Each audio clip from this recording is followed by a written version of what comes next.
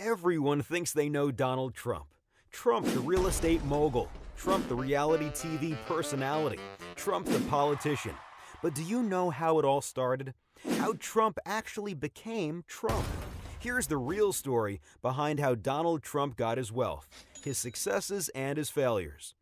The story started well over a century ago with Donald's grandfather, Frederick Trump. You see, real estate runs deep in the blood of the Trump family, and Frederick was actually the first Trump to own a hotel. During the famous Klondike Gold Rush in Canada, Frederick owned an inn and restaurant that served gold miners. When he passed away, he left an estate worth just under $500,000 in today's dollars to his heirs. His eldest son, Fred Trump, carried on the Trump legacy by going into business with his mother, using his inheritance for seed money. Fred became a very successful builder in New York City's outer boroughs. He built single-family houses in Queens in the 1920s. He helped pioneer the supermarket with the Trump Market during the Great Depression. He even built barracks for the Navy during World War II. But Fred's real cash cow came in 1949, when he got a government loan to build Shore Haven Apartments in Brooklyn.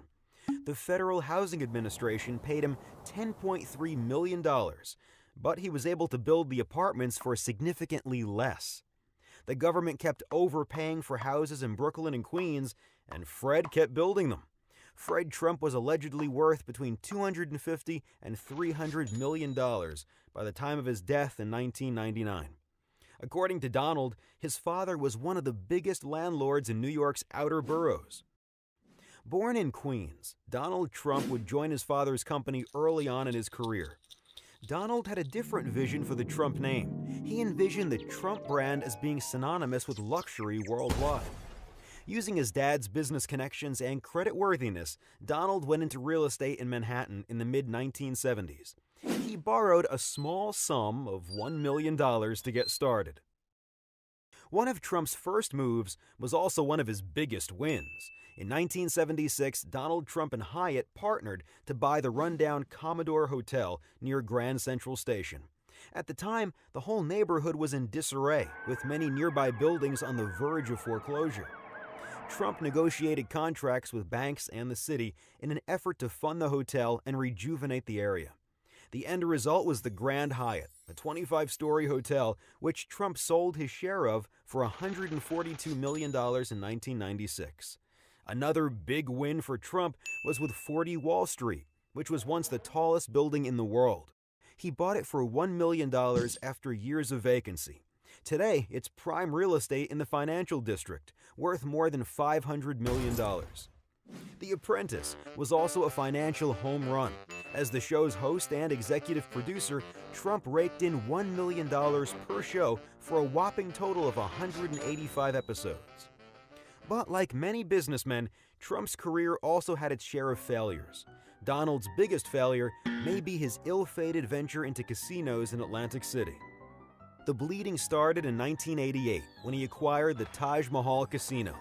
Funded primarily by junk bonds, the massive casino would be $3 billion in debt within just a year of opening. Trump, who racked up $900 million in personal liabilities, had the business declare bankruptcy. To stay afloat, he ditched many personal assets, such as his airline, a 282-foot mega yacht, and half of his stake in the company. Things were dire, and Trump's dad chipped in with a $3.5 million loan in the form of casino chips to help make a debt payment.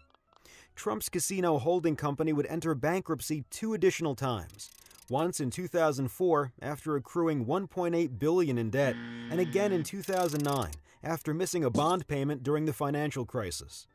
Each time, Trump's stake in the company fell. While 3 of Trump's 4 bankruptcies involved Atlantic City casinos, he has also struggled in other ventures outside of real estate. Trump Airlines, Trump Vodka, Trump the Game, Trump Magazine, Trump Steaks, and Trump University were all destined for failure.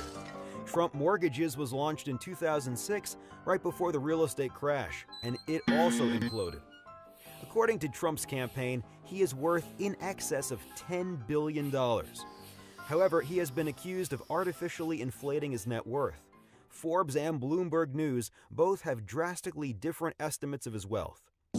Using the middle-of-the-road figure from Forbes, here is how Trump's wealth breaks down. About 7% of Trump's net worth is in cash and liquid assets, such as investments. 8% is in golf courses, and 4% is in his toys, such as his helicopters, penthouse, or Boeing 757. The majority, however, is in real estate, with Manhattan properties alone making up about half of his total portfolio's value. Now that you know the real story behind Donald Trump's wealth, his successes and failures, and the help he got along the way, it's time to see how he actually did as an investor. Go to The Money Project or our YouTube channel to subscribe and get our next video evaluating Trump's investment return over the years. Is he a great investor, or did he just get lucky? Find out in our next video.